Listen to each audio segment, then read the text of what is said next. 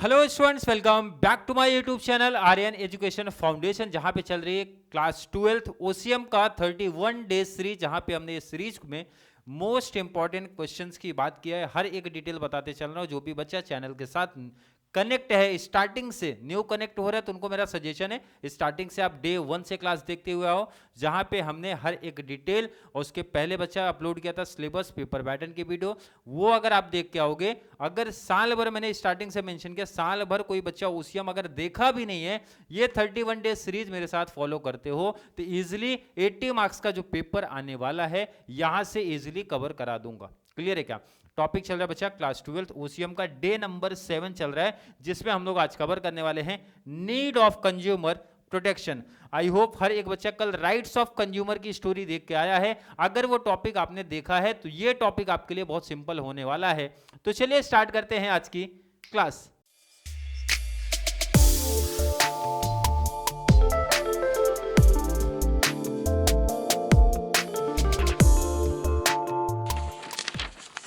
अगर आप कल की क्लास देख के आए हो तो वहां पे आपको ये इंट्रोडक्शन पार्ट आप बोल सकते हो, मीनिंग पार्ट आपको समझा होगा। कल की क्लास में यही सेम चीजें हमारी कॉपी पेस्ट होंगी। सबसे पहले बात करते हैं बच्चा कंज्यूमर एंड कस्टमर क्या होता है, कौन होता है। कल ऑलरेडी बताया था बट थोड़ा सा रिपीट करते हैं। कस्टमर क्या होता है, सिंपल सा आप बोलो भाई, जो गुड्स परचेज करता है। सपोज मैं गया किसी शॉप से गुड्स परचेज किया तो मैं हो गया कस्टमर, और उस गुड्स को अगर मैं ही यूज कर रहा हूं तो मैं ही उसका कंज्यूमर हो जाता हूं। तो मतलब कस्टमर और कंज्यूमर सेम हो सकता है। और आगे सुनने का स्टोरी, प्रोडक्ट मैंने परचेज किया, कस्टमर मैं हूं, बट कंज्यूम हो सकता है कोई और करे, तो कस्टमर जो वो फाइनल गुड्स का कंज्यूम करेगा वो हमारा कंज्यूमर हो सकता है। इसका मतलब कस्टमर और कंज्यूमर डिफरेंट भी हो सकता है, कस्टमर और कंज्यूमर सेम भी हो सकता है। क्लियर है क्या? और अगर ये चीज क्लियर है तो भाई कल ऑलरेडी कवर कराया हूं, बट फिर से आप देखो यहाँ पे जो कंज्यूमर वर्ड है बच्चा कहां से डिराइव्ड हुआ है। ऑलरेडी बहुत सारे बच्चों को मालूम होगा सर लैटिन वर्ड से डिराइव्ड हुआ है। कहां से डिराइव्ड किया गया बच्चा? लैटिन वर्ड से डिराइव्ड किया गया। ये जो कंज्यूमर वर्ड है कहां से डिराइव्ड हुआ है, कहां से लिया गया है? लैटिन वर्ड, जहां पे इसको बोला जाता है बच्चा कंज्यूमर, और लास्ट में ध्यान रखना स्पेलिंग, कंज्यूमर के बाद लास्ट में ई लगाने का। और कंज्यूमर का मतलब होता है टू ईट और टू ड्रिंक, टू ईट और टू ड्रिंक, टू ईट और ड्रिंक। पहला पॉइंट में आई थिंक नो डाउट किसी बच्चे को कंज्यूमर वर्ड डिराइव्ड हुआ लैटिन से, और लैटिन से जो वर्ड आया है कंज्यूमर, लास्ट में स्पेलिंग ध्यान रखने का बच्चा ई, उसका मतलब होता है बच्चा टू ईट और ड्रिंक। अब जो ये रिमेनिंग टॉपिक है जी, ये जो कंज्यूमर एंड कस्टमर में डिफरेंस आपको बताया है ना, वही डिटेल है। इन शॉर्ट मैंने बताया था कंज्यूमर कौन होता है, जो फाइनली गुड्स का कंजम्पशन करता है, कंज्यूम करता है, यूज करता है, वो कंज्यूमर है। कस्टमर कौन है बच्चा? जो बाई करता है, परचेस करता है गुड्स। सिंपल बोला। कुछ केसेस में कस्टमर कंज्यूमर सेम हो सकते हैं, कुछ केसेस में कस्टमर कंज्यूमर में भी डिफरेंट हो सकते हैं। वही ये लाइन हमें बता रहा है। कंज्यूमर कौन रहेगा ये बता रहा है भाई, consumer means any person who buy any goods and services, he may also the user of the product. Important है। पहला कंडीशन बोला कंज्यूमर कौन है? जो बाई करेगा गुड्स और उसका यूज भी करेगा। बोले तो यूजर ऑफ द प्रोडक्ट रहेगा, उसको हम लोग कंज्यूमर बोल सकते हैं। सेकंड पॉइंट ये बता रहा है भाई, consumer may or may not be the buyer. हमेशा ऐसा पॉसिबल नहीं भाई मैं ही खरीदा और मैं ही कंज्यूम करूं, ऐसा हमेशा पॉसिबल नहीं है, ऐसा लाइन बता रहे। तो कंज्यूमर कौन है? Final user of the product, जो लास्ट में यूज करेगा वो हमारा कौन होता है? कंज्यूमर होता है। इंपॉर्टेंट। कस्टमर कौन है? जो गुड्स को बाई करता है, ऐसा मैंने बताया था भाई, बायर ऑफ द प्रोडक्ट होता है। लेकिन हमेशा कस्टमर ही बायर हो ऐसा पॉसिबल है क्या? नहीं पॉसिबल है। इसका मतलब है he may not be the final user of the goods and services. हर केस में ऐसा पॉसिबल नहीं है। अब सबसे इंपॉर्टेंट लाइन जहां से हमारा कॉन्सेप्ट स्टार्ट होगा बच्चा, ये टॉपिक जो चल रहा है, टॉपिक का नाम है नीड, या फिर एग्जाम में आपको पूछा जा सकता है importance. Need, importance, need, importance and significance. ये तीन में से कोई भी नाम आया तो समझ आने का इसी सेम क्वेश्चन की बात हो रही बच्चा। Need, importance, significance. I hope हर एक बच्चे को ये सब डिटेल पहले से पता होगा कि सर ये क्वेश्चन कहां बनेगा। अभी तक हम सिर्फ शॉर्ट नोट्स की बात कर रहे हैं, और शॉर्ट नोट्स क्वेश्चन नंबर 5 में एंड क्वेश्चन नंबर 7 में बनेगा। कितने पॉइंट लिखने बच्चा? मैक्सिमम 7 इजी पॉइंट पिक कर लेने का। कितना? मैक्सिमम 7 इजी पॉइंट पिक करना है। ये चीज हर एक बच्चे को ध्यान में रखना है। मिनिमम 5 पॉइंट पढ़ने का बच्चा पार्टी, एंड मैक्सिमम 7 पॉइंट पढ़ना है। इंपॉर्टेंट, ध्यान में रख लो। ऑलरेडी हर एक वीडियो में बताते आया हूं कैसा लिखना है, कितना लिखना है और कहां से लिखना है। क्लियर है? अब आगे डिटेल पे आते हैं भाई। कंज्यूमर प्रोटेक्शन एक्ट, क्योंकि ये टॉपिक ध्यान रखो, इंपॉर्टेंस नीड है, इंपॉर्टेंस है किसका? कंज्यूमर प्रोटेक्शन जो एक्ट आया है, कंज्यूमर प्रोटेक्शन जो एक्ट आया है उसकी नीड क्यों है, उसकी इंपॉर्टेंस क्यों है, उसके बारे में अपने को बताने का है। और ये एक्ट कभी आया था, इंपॉर्टेंट ऑब्जेक्टिव्स में पूछा जाता है बच्चा, 1986 में ये एक्ट आया है। कौन सा? कंज्यूमर प्रोटेक्शन एक्ट आया है। और ये सेलिब्रेट कब किया जाता है? इंपॉर्टेंट ऑब्जेक्टिव्स में से एक 15 मार्च को सेलिब्रेट किया जाता है as a world consumer day. Important दो ऑब्जेक्टिव कवर हो रहा है। कंज्यूमर प्रोटेक्शन एक्ट कभी आया? 1986। कौन से डे पे सेलिब्रेशन होता है बच्चा? 15 मार्च को, याद रखना डेट। दो चीजें इंपॉर्टेंट है, ऑब्जेक्ट में पूछी जाती हैं। क्लियर? तो चलिए शिफ्ट हो रहे हैं अपने नीड, इंपॉर्टेंस या फिर significance of consumer protection act के ऊपर। ये पॉइंट्स पढ़ने से पहले आपके माइंड में, हर एक बच्चे के माइंड में होना चाहिए पहले ये टॉपिक पढ़ा क्या जा रहा है। इंपॉर्टेंट ध्यान रखना, इंपॉर्टेंस ध्यान रखने का बच्चा। नीड है, इंपॉर्टेंस है, सिग्निफिकेंस है कंज्यूमर प्रोटेक्शन एक्ट के बारे में। भाई ये एक्ट की जरूरत क्यों पड़ी है, इसका रीजन हमें समझना पड़ेगा। और अगर रीजन समझा तो पॉइंट इजीली आप क्लिक कर जाओगे कि ये पॉइंट यहाँ पे क्यों लिखा है और इस पॉइंट का भाई कंज्यूमर प्रोटेक्शन एक्ट से क्या रिलेशन है, ये पॉइंट इसमें क्यों दिया गया है इंपॉर्टेंस में। पहला, हर एक बच्चे को मालूम होगा सर ऑब्जेक्टिव में ये पहला क्वेश्चन भी आ रहा है, कंज्यूमर को ना किंग ऑफ द मार्केट बोला जाता है। सिर्फ बोला जाता है, रियलिटी कुछ और है, बट बोलते यहां पे हैं कि भाई कंज्यूमर को बोला जाता है king of the market. Objective में ये भी क्वेश्चन बनेगा, consumer is also known as dash of the market, king of the market होता है। बट रियलिटी में हमारे मार्केट को चला कौन रहा है? बट रियलिटी में मार्केट को कौन चला रहा है भाई? प्रोड्यूसर, मैन्युफैक्चरर, डीलर, सप्लायर, जो भी आप बोल दो आप पे, क्योंकि सेलर के साथ देखा रहेगा, सॉरी सेलर लोग, सेलर, प्रोड्यूसर, मैन्युफैक्चरर, जो भी आप बोलो, ये लोग कंज्यूमर के साथ बहुत सारा फ्रॉड का केसेस आप देखते हो, करते हैं। क्लियर कि नहीं? इसीलिए तो ये एक्ट आया है भाई। ये किसके फेवर में आया है? अपने कस्टमर, कंज्यूमर के फेवर को लेके आया है भाई, उनको सपोर्ट करने के लिए आया है, ताकि जो भी डीलर है, प्रोड्यूसर है, मैन्युफैक्चरर है, सप्लायर है, किसी भी कस्टमर के साथ फ्रॉड ना कर सके। क्लियर है कि नहीं? अब नीचे डिटेल्स पॉइंट्स दिए हैं, पॉइंट्स देखो कितना दिया है अपने टेबल में, 10 पॉइंट्स दिया है। कितना बचा? 10।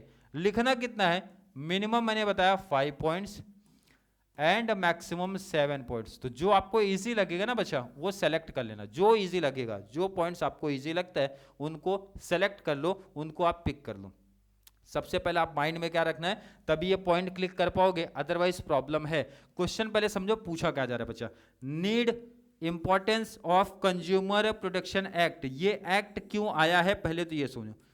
ये एक्ट किसके लिए आया समझ में आया? सर कंज्यूमर के लिए आया है कि भाई कंज्यूमर के साथ कल को कोई भी प्रॉब्लम्स होती है, ये एक्ट ही कंज्यूमर को राइट्स देता है, और ये एक्ट ही बताता है कि अगर कल किसी कंज्यूमर के साथ कोई अगर फ्रॉड होता है तो ये एक्ट उनके साथ खड़ा है, उनको कुछ राइट्स दिया है भाई। क्लियर है कि नहीं? और वो अपना कंप्लेंट्स वगैरह भी कर सकते हैं एट ए डिफरेंट लेवल पे, आपने देखा रहेगा, वो चीज पता होगा। अब उसी के पॉइंट ऑफ व्यू से हर एक पॉइंट अपने माइंड में क्लिक करना है। सबसे पहला है भाई इग्नोरेंस। सबसे पहला पॉइंट आ रहा है इग्नोरेंस। किसको इग्नोर किया जाता है? पहले तो पॉइंट देख लेते हैं। इग्नोरेंस किसको इग्नोर करने की बात हो रही भाई? कस्टमर को सेलर, प्रोड्यूसर, डीलर, मैन्युफैक्चरर क्या करते? इग्नोर करते भाई, कस्टमर के बारे में सोचते नहीं। ऐसा देखा रहेगा, हर कस्टमर, हर सप्लायर की बात नहीं हो रही, लेकिन बहुत सारे ऐसे सप्लायर है भाई कस्टमर के बारे में सोचते नहीं। कस्टमर की नीड क्या है, कस्टमर किस प्रोडक्ट की डिमांड कर रहा है, कितने बजट तक का डिमांड कर रहा है, ये सब चीजों को इग्नोर करते हैं, करते कि नहीं? इसीलिए ये एक्ट इनके साथ खड़ा है भाई, कंज्यूमर प्रोटेक्शन एक्ट बोल रहे भाई हम कंप्लीट तरीके से इग्नोरेंस नहीं होने देंगे भाई। कस्टमर को भी देखना है हमें, कस्टमर की डिमांड, उनकी नीड, उनकी टेस्ट, उनके प्रेफरेंस के राइट्स के बारे में, उनके बारे में सोचने का काम हमारा कंज्यूमर प्रोटेक्शन एक्ट करता है। क्लियर है कि नहीं? आई थिंक क्लियर होगा। पहला पॉइंट ये सिंपल सा बता रहा है भाई, डीलर्स, मैन्युफैक्चरर जो रहते हैं ना भाई, वो इग्नोरेंस करना चाहते हैं कस्टमर के बारे में, वो सिर्फ अपना मार्जिन देखते हैं, अपने प्रॉफिट के बारे में देखते हैं। लेकिन ये एक्ट बोलता है भाई हम इग्नोरेंस थोड़ी करेंगे, हम तो इंपॉर्टेंस देंगे। हमने बहुत सारी चीज इनको प्रोवाइड करा है, जैसे राइट्स का एग्जांपल आप देख सकते हो। नेक्स्ट आने का बच्चा अनऑर्गेनाइज्ड कंज्यूमर। अब यहाँ पे सिंपल सा एग्जांपल समझो, बहुत सारे आपने देखा रहेगा मार्केट में ना सब ऑर्गेनाइज्ड सेलर होते हैं। सेलर बोले तो सिंपल वे में समझने का बच्चा व्यापारी होते हैं, तो बहुत सारे व्यापारी देखा रहेगा, अगर उनके साथ कुछ गलत होता है तो बहुत सारे व्यापारी बोले तो सेलर एक साथ इकट्ठा हो जाते हैं, बोले तो आ जाते हैं, प्रोटेस्ट करते हैं। क्लियर है कि नहीं सामने वाले के ऊपर। बट ऐसा कस्टमर के केस में होता है क्या? कल को मेरे साथ कोई फ्रॉड होता है तो भाई कोई और कंज्यूमर आएगा क्या? आपने देखा रहेगा एक्सेप्शनल केस है, एक्सेप्शनल केस है, ऐसा होता है तो ये इसका बेनिफिट सेलर उठाता है। भाई इसका बेनिफिट कौन उठाएगा? प्रोड्यूसर, क्योंकि उसको मालूम है ये लोग ऑर्गेनाइज्ड नहीं हो सकते, मतलब एक साथ नहीं हो सकते, और एक अकेला कंज्यूमर हमारा क्या कर लेगा, ऐसा उनके माइंड में आता है। इसीलिए कंज्यूमर प्रोटेक्शन एक्ट का सजेशन भी रहता है भाई ऑर्गेनाइज्ड कंज्यूमर रहो। कल को आपके साथ कोई फ्रॉड होता है भाई तो हर एक कंज्यूमर एक साथ रहो, जैसे सेलर रहते हैं, प्रोड्यूसर रहेंगे, उन्हीं के जैसा। क्लियर है। नेक्स्ट आता है मिसलीडिंग एडवर्टाइजिंग। मिसलीडिंग एडवर्टाइजिंग, अब आपने देखा है बहुत सारी कंपनीज मिसलीडिंग एडवर्टाइजिंग करती हैं, मतलब जैसे अपने प्रोडक्ट के बारे में प्राइसेस, क्वालिटी, मतलब XYZ जो भी डिटेल्स दिया है उसके अकॉर्डिंग उनका प्रोडक्ट नहीं है, तो इसको बोलते हैं बच्चा मिसलीडिंग एडवर्टाइजिंग, मतलब गलत एडवर्टाइजिंग दिखाने को बोलते हैं मिसलीडिंग एडवर्टाइजिंग। और अगर वो ऐसा कोई कंपनी करती है तो एक्ट हमारे फेवर में है भाई, एक्ट ये इनके ऊपर एक्शन लेगा जिस कंपनी ने ऐसा किया है। नेक्स्ट आने का लैक ऑफ इंफॉर्मेशन, इंफॉर्मेशन की कमी है, किसको? कंज्यूमर को। बच्चा बहुत सारे कस्टमर ऐसे हैं जिनको जो प्रोडक्ट परचेस करने जा रहे हैं ना उसके price, quality, guarantee, warranty, manufacturing date, expiry date या उस पर्टिकुलर प्रोडक्ट के बारे में कोई भी इंफॉर्मेशन नहीं होती है। तो ये एक्ट बोलता है भाई जो प्रोडक्ट आप लेने जा रहे हो उसके बारे में एटलीस्ट इंफॉर्मेशन आपको होनी चाहिए। बट भाई लैक ऑफ इंफॉर्मेशन है, लैक वर्ड का मतलब होता है बच्चा कमी है, इंफॉर्मेशन की कमी होती है बायर को। किसको? बायर को। और अगर लैक ऑफ इंफॉर्मेशन होता है ना तो सेलर इसका बेनिफिट उठाता है। क्लियर है कि नहीं? बहुत सारे कस्टमर ऐसे होते हैं कि भाई प्राइस को देख के जज करते हैं, प्राइस को देख के प्रोडक्ट को जज करते हैं, प्राइस हाई है तो उनको लगता है बहुत हाई प्रोडक्ट है, तो इसका बेनिफिट देखा रहेगा बहुत सारे सेलर बहुत टाइम उठा लेते हैं। क्लियर है कि नहीं? नेक्स्ट आने का बच्चा टेंडेंसी ऑफ कंज्यूमर, ये वर्ड का मतलब समझने का। टेंडेंसी बोले तो कमजोरी है, कस्टमर की कमजोरी क्या है? बाय 1 गेट 2 फ्री, 25% ऑफ, ऐसा देखा रहेगा ऑफर लगाते हैं कौन? सेलर को मालूम है कि जब मैं ऑफर रखूंगा इस टाइप का तो कस्टमर पक्का आएगा, मतलब टेंडेंसी ऑफ कंज्यूमर है, कस्टमर की कमजोरी है भाई। जब जहां पे उसने डिस्काउंट का कॉन्सेप्ट सुना, बाय 2 गेट 1 का फ्री का कॉन्सेप्ट सुना, वैसे कस्टमर को लगता है भाई अब हमें परचेस करना चाहिए। तो ये बात पता है किसको? सेलर को। तो सेलर क्या करता है ना, ऐसे ऑफर्स लगाता है ताकि कस्टमर हमारी तरफ अट्रैक्ट हो जाए, भाई हमारे से सामान परचेज करें। नेक्स्ट है need of participation of consumer. ऐसा बोला जाता है भाई जब किसी प्रोडक्ट के बारे में कोई डिसीजन ले तो सिर्फ सप्लायर, मैन्युफैक्चरर ही ना ले, भाई कस्टमर को भी पार्टिसिपेट किया जाए, कंज्यूमर को भी पार्टिसिपेट किया जाए। बट प्रैक्टिकल ऐसा होता है कि आपने देखा होगा क्या? नहीं होता भाई। जितने भी डिसीजन है सेलर, डीलर, मैन्युफैक्चरर खुद से मिलकर लेते हैं, बट ये एक्ट बोलता है भाई हमें कस्टमर को भी बोले तो कंज्यूमर को भी पार्टिसिपेट करना चाहिए, उनकी भी नीड, उनकी भी बजट, उनकी भी टेस्ट, उनकी भी प्रेफरेंसेस के बारे में इंफॉर्मेशन होनी चाहिए। बट प्रैक्टिकल कुछ डिफरेंट है भाई, प्रैक्टिकल में कंज्यूमर्स को उतनी इंपॉर्टेंस नहीं मिलती, पार्टिसिपेशन देखा रहेगा आपने प्रैक्टिकल लाइफ में नहीं मिलता है। नेक्स्ट एजुकेशन देना चाहिए कंज्यूमर को एजुकेट करना चाहिए, मतलब हर एक कस्टमर को उनके राइट्स के बारे में पता होना चाहिए कि उनको कौन कौन से राइट्स दिए गए हैं। जैसे कल की क्लास में आपने पढ़ा होगा right to education, right to information, right to select, right to safety. हर एक कस्टमर को अपने राइट्स के बारे में इंफॉर्मेशन होनी चाहिए। अगर आपको आपके राइट्स के बारे में इंफॉर्मेशन है तो भाई अपने फ्रेंड सर्कल और भी कस्टमर लोग को वो राइट्स बताना है ताकि उनको भी उनके राइट्स के बारे में इंफॉर्मेशन हो, एजुकेशन हो। क्लियर है क्या? नेक्स्ट ट्रस्टीशिप आ रहा है। ट्रस्टीशिप का मतलब होता है बच्चा, यहां पे ये बोला था अगर कोई बिजनेसमैन है तो वो हमारे सोसाइटी के बारे में सोचना चाहिए, ऐसा एक्ट बता रहे हैं। अगर आपका प्रॉफिट एक लेवल तक है तो अपने सोसाइटी वेलफेयर के लिए आपको सोचना चाहिए। किसको? बिजनेसमैन को सोचना चाहिए। क्लियर है कि नहीं? बट प्रैक्टिकल स्टोरी बहुत अलग चलती है। बट एक्ट बोलता है भाई अगर अच्छा बेनिफिट आपका है तो आपको अपने सोसाइटी के बारे में सोचना चाहिए, मतलब वेलफेयर करना चाहिए, सपोर्ट करना चाहिए, प्रमोट करना चाहिए weaker section of the society को लेके। नेक्स्ट है बच्चा प्रोटेक्शन ऑफ इन्वायरमेंट। इसका सिंपल एग्जांपल सुनने का, भाई ऐसे प्रोडक्ट अगर मार्केट में आ रहे हैं जिससे हमारे इन्वायरमेंट को प्रॉब्लम हो रहा है तो वैसे प्रोडक्ट को बैन करना चाहिए, कस्टमर को करना चाहिए या फिर करवाना चाहिए ऐसा। लेकिन प्रैक्टिकल ऐसा होता है क्या? नहीं। एक प्रैक्टिकल एग्जांपल आपको समझाता हूं। प्लास्टिक बैग का एग्जांपल आपने देखा रहेगा, बीच में बैन हुआ था, हमारे एनवायरनमेंट के लिए बहुत ज्यादा प्रॉब्लम है। लेकिन प्रैक्टिकल स्टोरी क्या है भाई, कस्टमर कंज्यूमर उसको खुद यूज करना चाहता है, क्लियर है कि नहीं, जबकि वो हमारे एनवायरनमेंट के लिए बहुत बड़ा प्रॉब्लम है। देखा रहेगा कि नहीं, बहुत बड़ी प्रॉब्लम है, बट लोग उसको यूज कर रहे हैं। तो ये कंज्यूमर की रिस्पॉन्सिबिलिटी भाई ऐसे प्रोडक्ट को इग्नोर करना है, और ऐसी अगर कोई कंपनी है तो उसके ऊपर कंज्यूमर प्रोटेक्शन एक्ट के अकॉर्डिंग चल के उनके ऊपर कंप्लेन करना चाहिए। मतलब सिंपल बात इसमें बताया भाई, ऐसे प्रोडक्ट को इग्नोर करना है, और अगर ऐसी कोई कंपनी प्रोडक्ट बना रही है जिससे हमारे एनवायरनमेंट को प्रॉब्लम हो रहा है, तो उनको लेके क्या करना चाहिए भाई, एक्शन लेना चाहिए।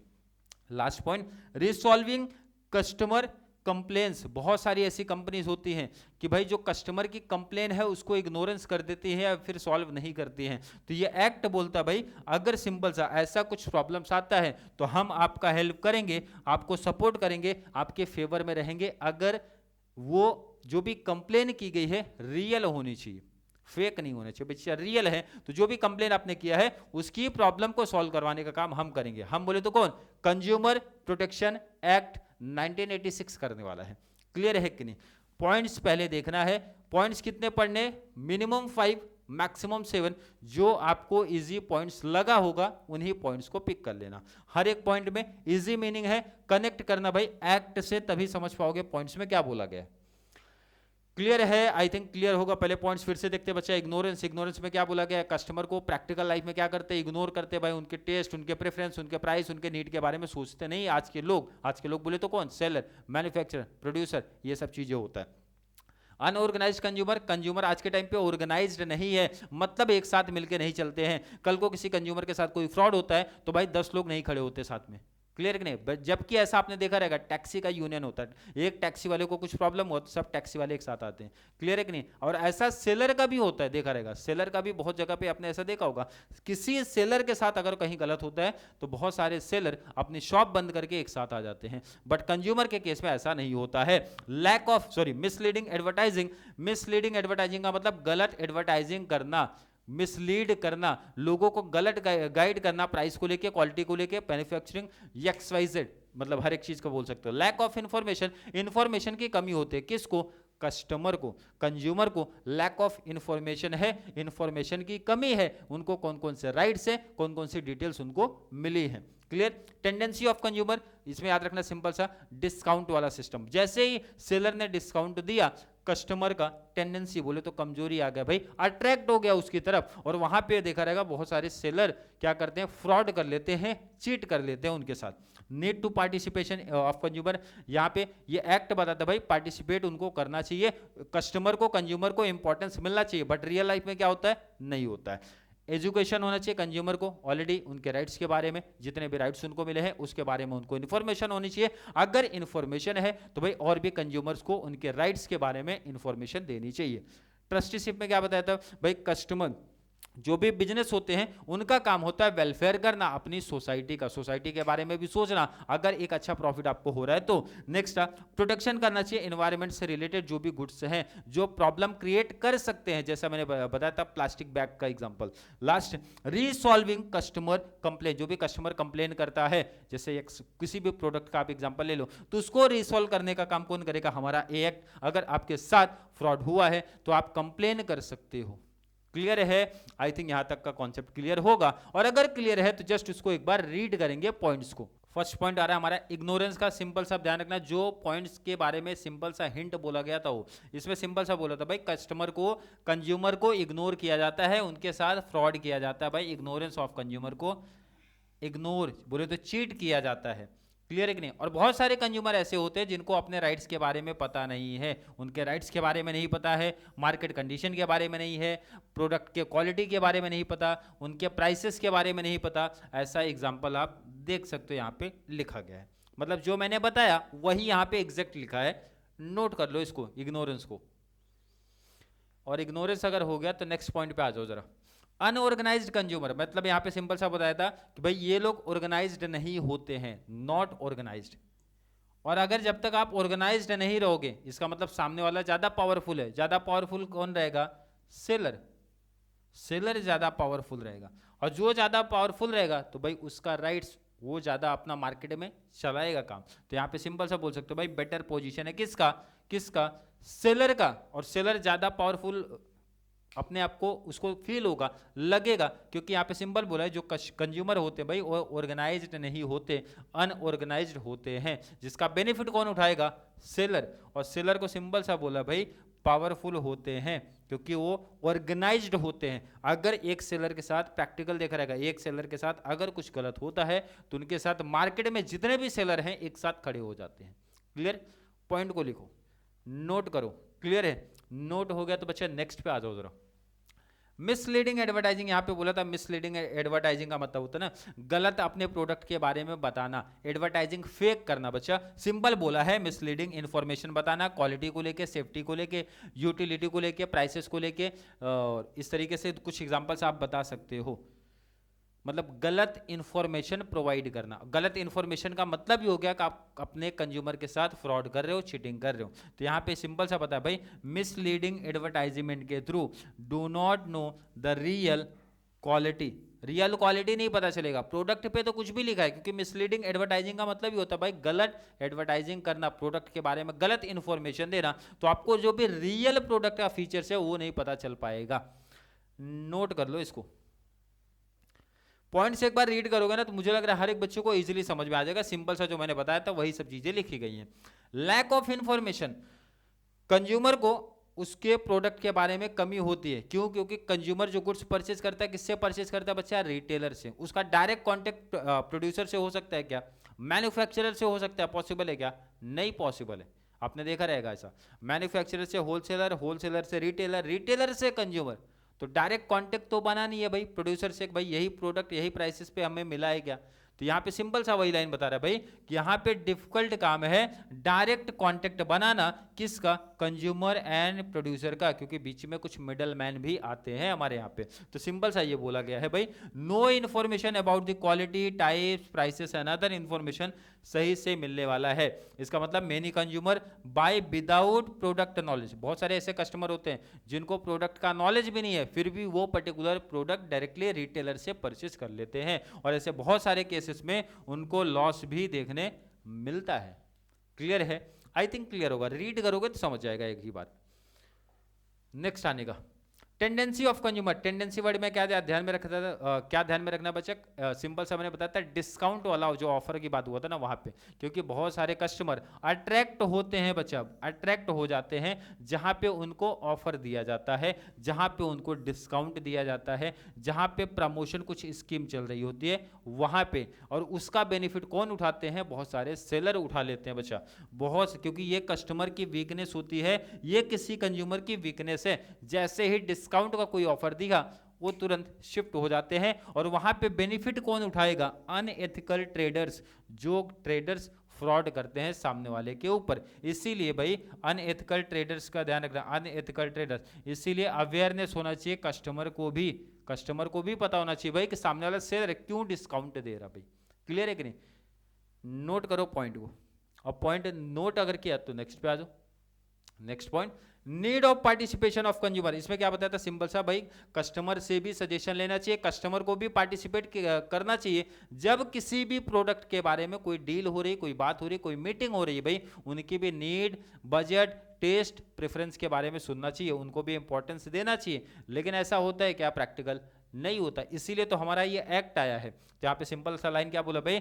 विदाउट कंसल्टिंग द कंज्यूमर और देयर ऑर्गेनाइजेशन। कंज्यूमर से बिना पूछे सेलर, डीलर, प्रोड्यूसर अपनी मर्जी का बोले तो अपना ओन डिसीजन अप्लाई करते हैं। यहाँ पे सिंपल सा बोला भाई स्ट्रॉन्ग कंज्यूमर ऑर्गेनाइजेशन ये प्रेशर डाल सकता है किसके ऊपर? बिजनेसेस के ऊपर। तो ये कौन डालता है भाई? कंज्यूमर प्रोटेक्शन एक्ट बोलता है।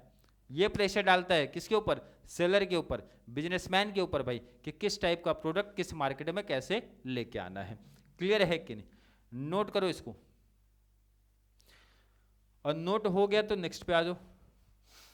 एजुकेशन टू कंज्यूमर, कंज्यूमर को एजुकेट करना है किसके बारे में, उनके राइट्स के बारे में। राइट्स कौन सा पढ़ा है, अगर आपने राइट टू सेलेक्ट पढ़ा है, राइट टू सेफ्टी पढ़ा है, राइट टू रिड्रेस पढ़ा है, राइट टू हर्ड पढ़ा है, मतलब बहुत सारे राइट्स उनको मिले हैं, उनको बारे में कंज्यूमर को मालूम होना चाहिए। और अगर मालूम है तो भाई और कंज्यूमर को पता होता कि हर एक कस्टमर को, हर एक कंज्यूमर को भाई अपनी रिस्पॉन्सिबिलिटी समझ में आए और कंज्यूमर को वो चीज़ें बता सके, ताकि हर एक कंज्यूमर को उनके राइट्स के बारे में पता होना चाहिए।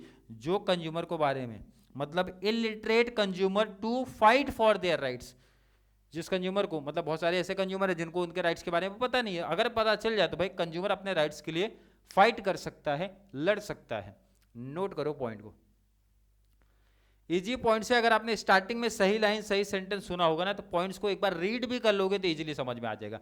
ट्रस्टीशिप में क्या बताया था बच्चा, यहाँ पे हर एक बिजनेसमैन का रिस्पॉन्सिबिलिटी होता है कि सोसाइटी वेल्थ के बारे में सोचना, अपने सोसाइटी के बारे में भी सोचो। सोसाइटी के बारे में मतलब होता है सिंपल सा बेनिफिट, पब्लिक के बारे में भी, उनके बेनिफिट के बारे में भी सोचना है, सिंपल सा लाइन है।